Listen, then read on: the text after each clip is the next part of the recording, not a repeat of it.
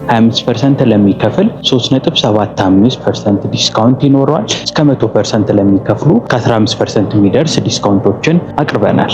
ይህ አፓርትመንት ቤት እንደምትመለከቱ የጂፕሰም ስራ ተጠናቆ የአልሙኒየም ስራዎች እየተሰሩ ነው የሚገኙት። ታይማቸውንም አውቀው የግንባታ ሂደቱንም ተከታትለው ቀጣይ ክፍያዎችን እንዲከፍሉ ነው ያደረግነው። ቀድመው የሚገዙ ደንበኞች ነገ እጥፍ ትርፍ የሚያገኙበት ነው የሚሆነው። ጥራትና ዴሊቨሪ ላይ በደንብ ትኩረት አድርገን የምንሄደው በ6 ወር G+14 አፓርትመንት አጠናቀናል። እኛ በ2 ዓመት ጊዜ ውስጥ ነው ዴሊቨር የምናደርገው። መክፍያችን ከ30% ጀምሮ መክፈል ይችላሉ። ሰላም ተመልካቾቻችን እንደምናላችሁ። ይህ የመጠለያ ፕሮግራማችን ነው። በዛሬ የመጠለያ ፕሮግራማችን አብዛኞቻችን ለመኖር የምንመኝባቸውን በቦሌ እንዲሁም ደግሞ በካሳንቺስ አካባቢ ላይ የተለያዩ የቤት አማራጮችን እያቀረበ የሚገኘውን ኮምፓስ ፕሮፐርቲስ ጋር ተገኝተናል። እንግዲህ በሚኖረን ቆይታ የቤት አማራጮቹ ምን ይመስላሉ፣ የካሬ መጠናቸው፣ ዋጋቸውን እንዲሁም ደግሞ ለእናንተ ለተመልካቾቻችን ቤቶችን ስትገዙ ምን ማየት አለባችሁ ብለን ጠቅለል ያሉ መረጃዎችን የምናደርሳችሁ ይሆናል። እስከ ፕሮግራማችን ማብቂያ ድረስ አብራችሁን ቆዩ።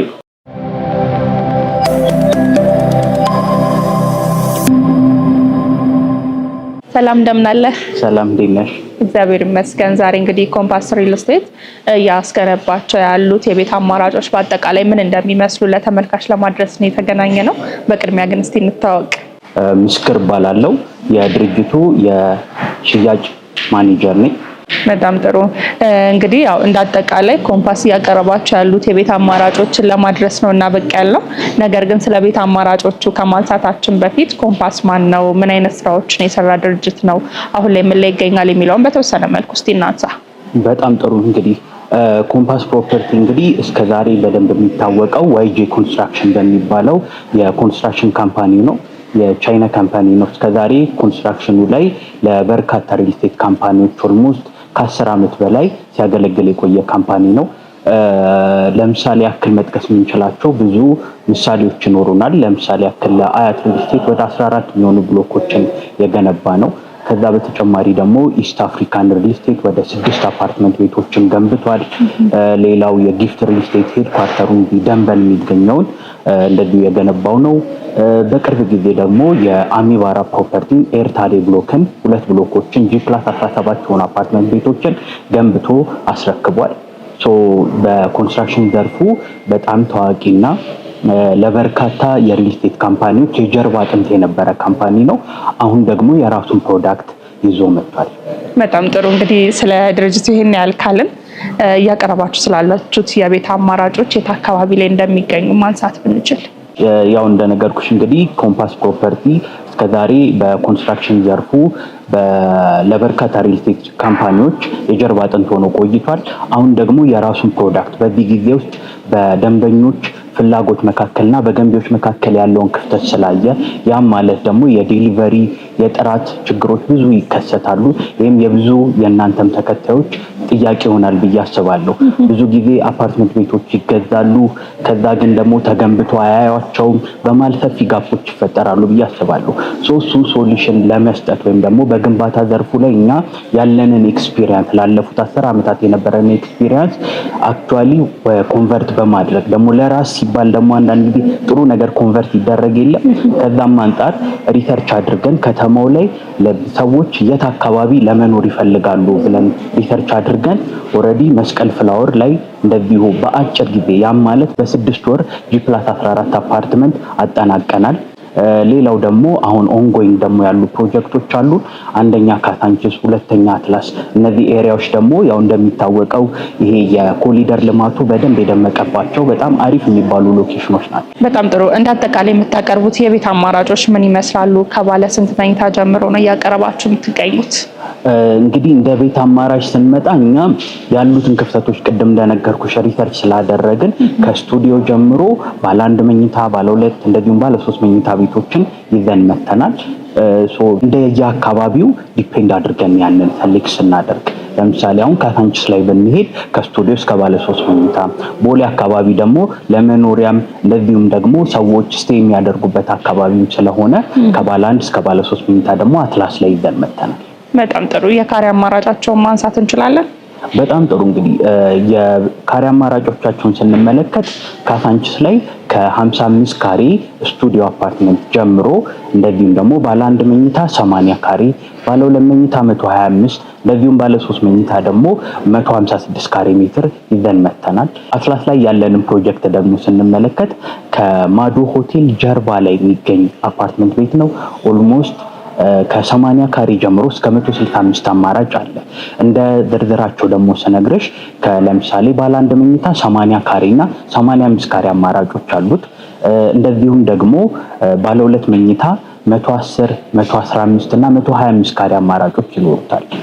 ሌላው ደግሞ ባለ 3 መኝታ ላይ ስንመጣ 160 እና 165 ካሬ አማራጮች ናቸው። በኋላ በሰፊው መነግርሽ ይኖራል። እነዚህ ባለ 3 መኝታ ቤት አማራጮች ላይ ጥሩ ዲዛይኖችን ሰሌክት አድርገን ብዙ ጊዜ ነዋሪዎች ምን ይፈልጋሉ ከሚሉት አንጻር ዲዛይን ያደረግናቸው ነውና ዲቴይል ስንገባ ደግሞ እሱን በደንብ በዝርዝር ማስረዳት ይሆናል። በጣም ጥሩ እንግዲህ ሀገራችን ላይ የቤት አልሚ በጣም የበዛበት እንዲሁም ደግሞ ኮምፒቲሽኑም የዛን ያህል ነውና ሰዎች ኮምፓስን እንዲመርጡ ምን አይነት ኳሊቲዎችን ታስቀምጣላችሁ? በጣም ጥሩ እንደ ኮምፓስ እንግዲህ እኛ መጀመሪያም ስንነሳ አንድ የምንለው ነገር አለ። ኦን ታይም ዴሊቨሪ ኦልሶ ዲሌይ እንላለን። ያን ማለት ምን ማለታችን መሰለሽ? ብዙ ጊዜ ኦን ታይም ዴሊቨር ማድረግ በራሱ ዲሌይ ነው። ቀድመን ነው ማስረከብ የሚጠበቅብን ብለን እንላለን።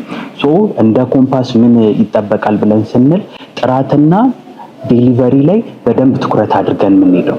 ይህም የረዳን ያው ቅድም እንደነገርኩሽ የኮንስትራክሽን ባክግራውንድ ስላለን ግንባታው ላይ በደንብ ጥራቱን የጠበቀና ኦን ታይም ወይም ደግሞ ቀድመን ለማስረከብ ነው። ለዛ ምሳሌ የሚሆንን ቅድም እንደነገርኩሽ የመስቀል ፍላወር ፕሮጀክታችን ኦልሞስት በ6 ወር ሙሉ ስትራክቸሩን እንደዚሁም ደግሞ የፓርቲሽን ስራዎችን አጠናቀናል። ይሄ አንዱ ምሳሌያችን ነው። ሌላው ደግሞ አንድ የቻይና ኮንስትራክሽን ካምፓኒ መሆኑ ለዚህ ስፒድ በጣም ረድቶታል ብለን እናስባለን። ሁለተኛ ቅድም ያልኩሽ የሎኬሽን ቫሊዎቻችን ወይም ደግሞ ሎኬሽን ስንመርጥ ደንበኛ የት አካባቢ መኖር ይፈልጋል ብለን ስለሆነ ሎኬሽን አማራጮች በደንብ አሉን። ቅድም ደግሞ በዝርዝር እንደገለጽኩልሽ የካሬ አማራጮችም ሰፋ ያሉ የካሬ አማራጮች አሉን። ከዛ ውጪ ዶክመንቴሽን ደግሞ ብዙ ጊዜ ችግር ነው ብዬ አስባለሁ። ብዙ ደንበኞች ለመግዛት ሄደው ዶክመንቶቹ አንድ ላይ ከአግሪመንት ጋር አታች አለመሆን፣ ክሊር ያልሆኑ ዶክመንቶች ምናምን ችግር አለ። እኛ ግን እንደ ኮምፓስ ፕሮፐርቲ እያንዳንዱ ቤት ገዢ ይሄንን ሌጋል ዶክመንቶች ተያይዘው ነው የሚሰጡት። አግሪመንቱንም በደንብ አይቶ ዲስከስ አድርገን አግሪ አድርገን የምንሄድበት ሁኔታ ነው ያመቻቸ ነው። ይሄ ራሱ አንዱ ለየት የሚያደርገን ነው። ሌላው ቅድም ብየዋለሁ የኳሊቲ ጉዳይ የመጀመሪያ እንትናችን ነው። ምክንያቱም እንደ ኮምፓስ የራሱ የቻለ የዲፓርትመንት አለው። ለምሳሌ ኮንስትራክሽኑን የሚሰራ አርኪቴክቶች አሉን የራሳችን። ይሄ መኖሩ በራሱ በደንብ ጥራት እንዲኖር ያደርጋል። አብዛኛውን ጊዜ አውትሶርስ የሚደረጉ ነገሮች ኳሊቲን ትንሽ የመቀነስ ምናምን ይኖረዋል ብለን እናስባለን እና እኛ ግን የራሳችን ኢንተርናል ቲም ስላለን ያ ለየት ያደርገናል። በጣም ጥሩ እንግዲህ ብዙዎች ማለትም ደግሞ ቤት ለመግዛት የሚያስቡ ሰዎች በጠቅላላ ብዙ ስጋት የሚገባቸው ጉዳዮች አሉ። ምናልባት አንተ በዚህ ዘርፍ ላይ እንዳለ ባለሙያ ምናልባት ሰዎች ቤቶችን ሲገዙ ምን ነገሮችን አይተው መግዛት አለባቸው ብለህ ታስባለህ? እንደ ሪኮመንዴሽን መስጠት ብንችል ብዬ ነው። በጣም አሪፍ። እሺ፣ አንድ ቤት ገዢ በመጀመሪያ ማድረግ ያለበት ከማን ነው የሚገዛውን የካምፓኒ ፕሮፋይል በመጀመሪያ ቼክ ማድረግ አለበት ብዬ አስባለሁ። ካምፓኒው ምን ይመስላል የሚለውን ካየ በኋላ ደግሞ ምን አይነት ፕሮዳክቶችን እስከዛሬ ዴሊቨር አድርጓል ወይ ዴሊቨሪ ያደረጋቸውን ፕሮዳክቶች መመልከት አንዱ እንትን ነው። ከዛ በመቀጠል ደግሞ ሌጋል ዶክመንቶችን መመልከት ሶስተኛው አማራጭ ነው። ከዛ በመቀጠል ደግሞ ላይ የሚገባው ደግሞ የአከፋፈል ስርዓቶች ምን ይመስላሉ፣ ከኔ አቅም ጋር ኮምፓተብል ናቸው ወይ የሚለው ነገር ደግሞ ሌላው ነው። ወደ አራተኛው ደግሞ ስንመጣ አራተኛ ላይ ሊመለከተው ይገባል ብዬ የምለው አንድ ቤት ገዢ የዲዛይን አማራጮች አሉኝ ወይ፣ ሪዲዛይን ማድረግ እችላለሁ ወይ የሚለው ነገር ነው። አምስተኛ ላይ ወይም ደግሞ የመጨረሻ ልንለው የምንችለው ደግሞ ዴሊቨር ያደርግልኛል ወይ ወይም ደግሞ የካምፓኒውን ትረስት ላደርገው የምችል ነው ወይ የሚለውን ነገር ማጣራት ይኖርበታል ብዬ አስባለሁ። በጣም ጥሩ እንግዲህ ይሄን ያለ ተመልካቾች ምላሽ ከሰጠን ወይንም ደግሞ ያለባቸውን ችግሮች ለመቅረፍ ከሞከርን ታዲያ እናንተ የምታቀርቡትን የቤት አማራጮች በምን አይነት ሁኔታ ነው መግዛት የሚችሉት ማለትም ደግሞ ዋጋው ምን ያህል ነው የሚለውን ብናነሳ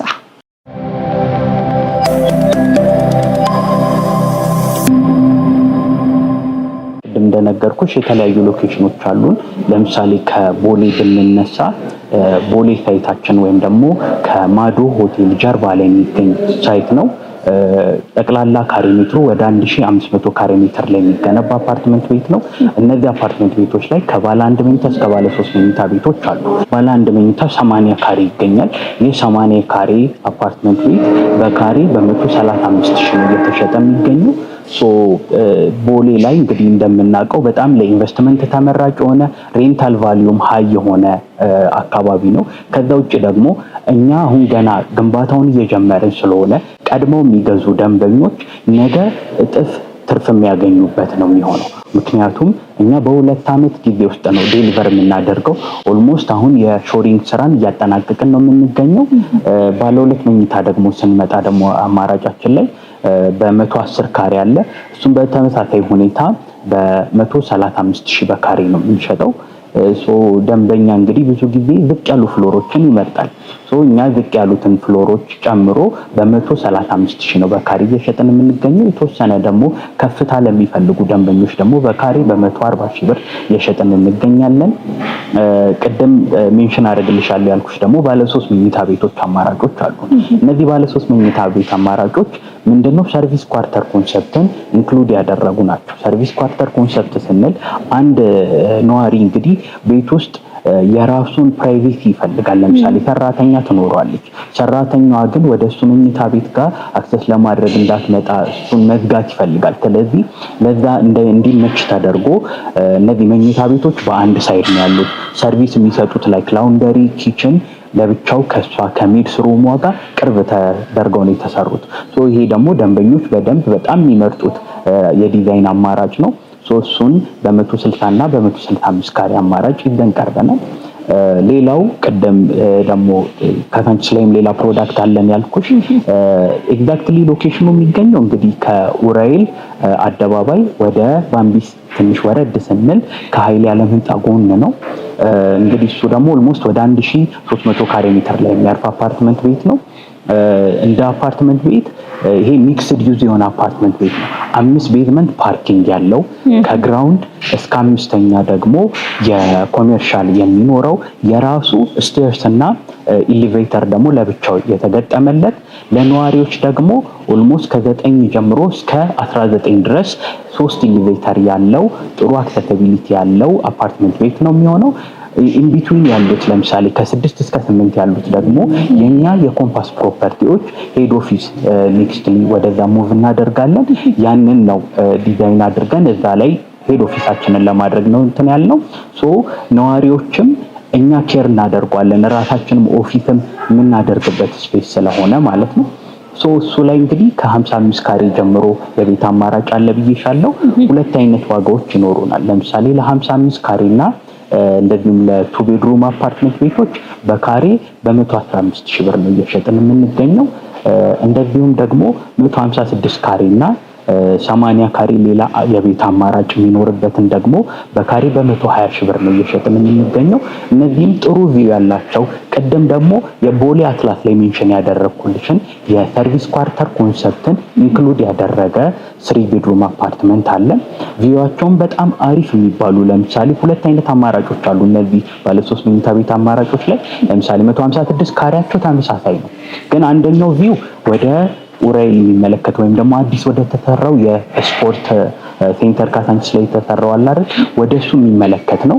ሁለተኛው ደግሞ ወደ እስጢፋኖስ ወይም ደግሞ ሌላ ፖሊ ሆቴል የሚመለከት እዛ አካባቢ ግሪን ኤሪያውን የሚመለከት ባለ 3 መኝታ ሌላ አማራጭ አለን።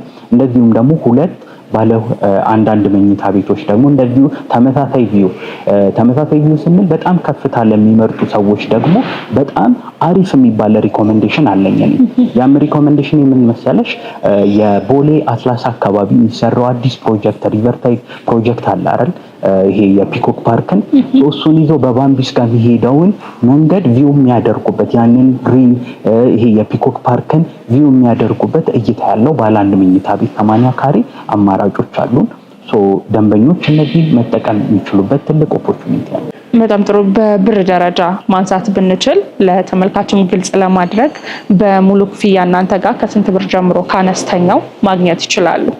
እንግዲህ ወደ ዋጋው ስንመጣ ደግሞ ቦሌ አትላስ ላይ ከማዶ ሆቴል ቅርበት ላይ ወይም ደግሞ ከኤርፖርት 3.4 ኪሎ ሜትር ላይ የሚገኝ ዋን ቤድሮም አፓርትመንት ከ10 ሚሊዮን 800 ሺህ ብር ጠቅላላ ክፍያ ጀምሮ ነው የሚኖረው። ለሱም ደግሞ ቅድመ ክፍያ የምናስከፍለው 1.6 ሚሊዮን ብር ብቻ በመክፈል የቤት ባለቤት የሚሆኑበት፣ ቀሪውን ደግሞ በ10 ዙር በግንባታ ሂደትና በታይም ፍሬም በሁለት ዓመት ጊዜ ውስጥ የሚከፍሉበት የክፍያ አማራጭ ነው ያለው። ሌላው ደግሞ እዛው ላይ ባለ 3 መኝታ ቤት አፓርትመንት ደግሞ ለሚፈልግ ሰው ኦልሞስት በ21 ሚሊዮን ብር የቤት ባለቤት የሚሆኑበት ባለ 3 መኝታ መግዛት የሚችሉበት አማራጭ አለ። ቅድመ ክፍያውም ደግሞ 2.1 ሚሊዮን ብር ነው የሚሆነው። ቀሪውን በግንባታ ሂደትና በታይም ፍሬም መክፈል የሚችልበት አማራጭ አለ። ይህንን ስልሽ እኛ ጋር የክፍያ አማራጮቻችን ፕሮግረስ ቤዝድ ብቻ ሳይሆን ታይምንም ያማከለ ነው። ይህም ደግሞ ለደንበኞች በጣም ተመራጭ ያደርገዋል ብዬ አስባለሁ። ብዙ ጊዜ ፕሮግረስ ቤዝድ ተብሎ የተለያዩ ባላሰቡት ታይም ላይ ፔመንት የመጠየቅ ነገር ይኖራል። እኛ ግን ታይም ፍሬምም አበጅተንለታል። በየኳርተሩ ስለሚሆን ታይማቸውንም አውቀው የግንባታ ሂደቱንም ተከታትለው ቀጣይ ክፍያዎችን እንዲከፍሉ ነው ያደረግነው። ሌላው ደግሞ ለቤት ገዢዎች ያመቻቸ ነው።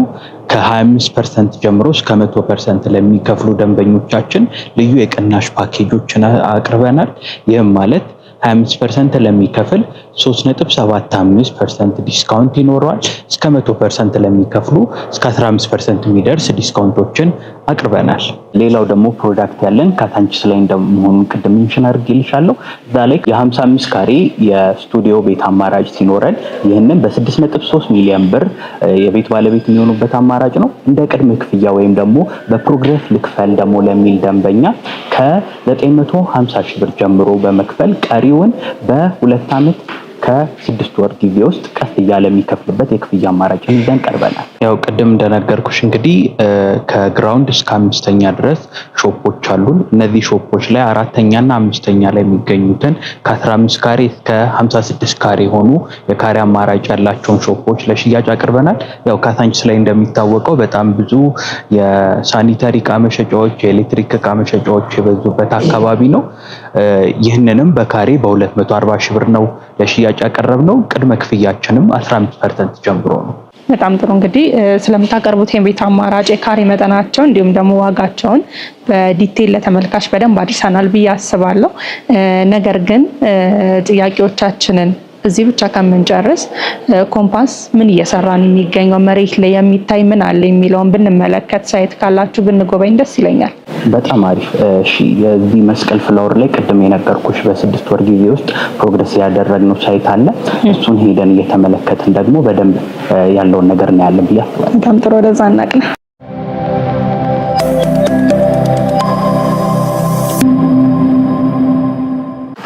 እንደምትመለከቱት እንግዲህ ይሄኛው የመስቀል ፍላወር ፕሮጀክታችን ነው። በ6 ወር እዚህ ጋር ያደረስነው ነው። አካባቢው እንደምትመለከቱት ከአደባባዩ 50 ሜትር ገባ እንዳልሽ ነው የሚገኘው። በሁለት በኩል መንገድ የሚያገኘው ነው። ያም በራሱ በቂ ብርሃን ቤቶች ውስጥ ገብተን የምናየው ይሆናል። በቂ ብርሃን እንዲኖር የሚያደርግ ነው። አሁን ደግሞ የቀለም ሙከራ እያደረግን ያለነው፣ ሳምፕልም እየወሰድን ነው። እንደዚሁም የአልሙኒየም ስራ እየተጠናቀቀ ነው የሚገኘው። በጣም ጥሩ።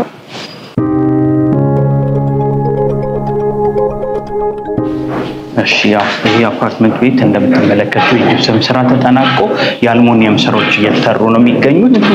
ይህንንም ኦልሞስት ቅድም እንደነገርኩሽ በ6 ወር እዚህ ፕሮግረስ ላይ የስትራክቸር ስራው የተጠናቀቀ አሁን አመት ከ2 ወር አካባቢ የሆነውና ለዴሊቨሪ ሬዲ የሆነ ነው። ቅድም ያልኩሽ ሜንሽን ያደረኩትን ኦን ታይም ዴሊቨሪ ኢዝ ዲሌ ያልኩትሽን ነገር በደንብ አክቹአሊ የምታረጋግጭበት ነው። ምክንያቱም ኦልሬዲ አሁን ለሃንድ ኦቨር ኦልሞስት ከወራት በኋላ ለሰዎች ይረከቡታል። ከዛ በኋላ መኖር ይጀምራሉ ማለት ነው። እዚህ ላይ ደግሞ 2 ሊፍቶች አሉት። በፍሎር 3 ቤት ነው ያለው። G+14 ነው። በቂ ብርሃን ያለበት አፓርትመንት ቤት ነው።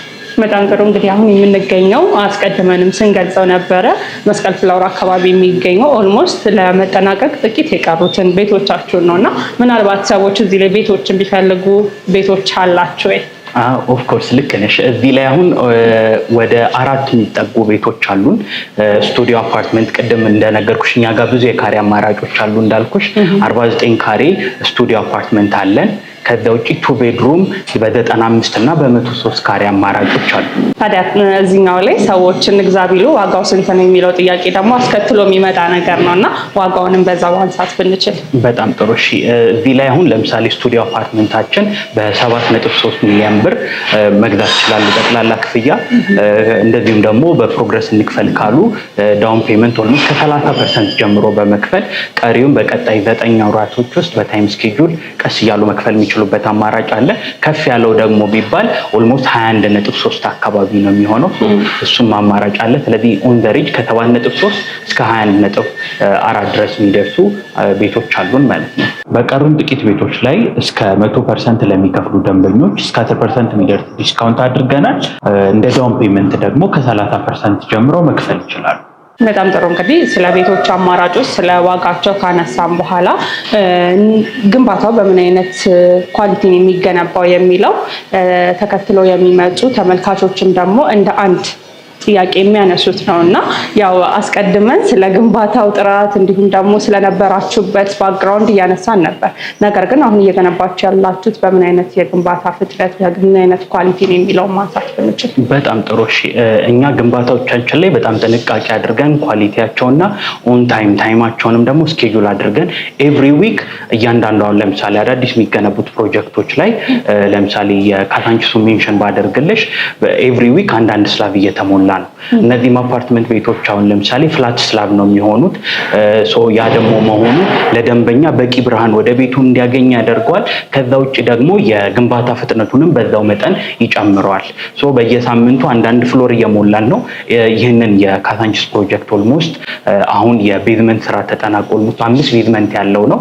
ኦልሞስት 4ኛ ቤዝመንት ላይ ደርሰናል። በቀጣይ ቀናቶች ውስጥ ወይ ነው በቀጣይ ወራቶች ውስጥ ደግሞ ግራውንድ ላይ የምንደርስበት ይሆናል ማለት ነው። በጣም ጥሩ። ስለመረከቢያ ጊዜያቸው ብናነሳ የቦሌውን የካዛንቺስን እንዲሁም ደግሞ ይሄኛውም ለመጠናቀቅ የደረሰው በምን ያህል ጊዜ ውስጥ ነው ለማስረከብ እቅድ የያዛችሁት? በጣም ጥሩ። እሺ ከዚህኛው ብንነሳ አሁን እዚሁ ስላለን ከሱ ብንነሳ የመስቀል ፍሎር ፕሮጀክት ኦልሞስት ከቀጣይ 3 ወር ኦር 4 ወር በኋላ ላይክ የፊኒሺንግ ስራቸውን እንዲያጠናቅቁ ደንበኞች ሰሚ ፊኒሽድ ስለሆነ የምናስረክበው እነሱ እንዲሉ ርክክብ ይከናወናል ማለት ነው ከ4 ወር በኋላ። ለምሳሌ ደግሞ የአትላሱን ደግሞ ስንመለከት ኦልሞስት በ27 ወር ነው ዴሊቨሪ። ያ ማለት ኦልሞስት ከ2 ዓመት ከ3 ወር አካባቢ ነው ዴሊቨርድ የሚሆነው። አሁንም የግንባታው የሾሪንግ ስራ እየተጠናቀቀ የሚገኝ ነው። የካዛንቺሱን ደግሞ ስንመለከት የ30 ወር ፕሮጀክት ነው።